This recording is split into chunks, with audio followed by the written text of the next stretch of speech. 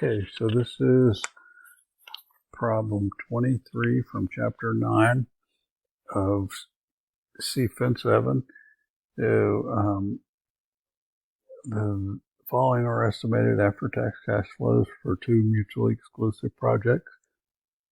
Mutually exclusive means that we have to pick either or.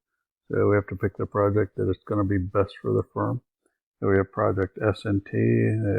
Project S costs $16,000, project T $15,000, and the cash flows below.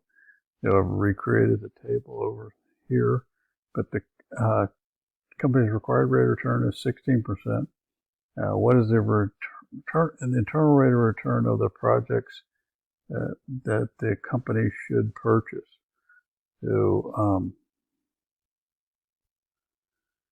So we'll just calculate the internal rate of return of each project equals IRR.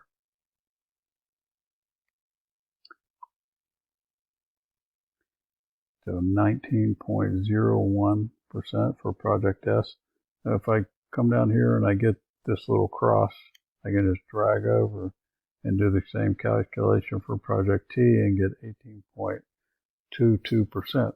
So since the projects are mutually exclusive, we would select project S because it would result in more value to the firm.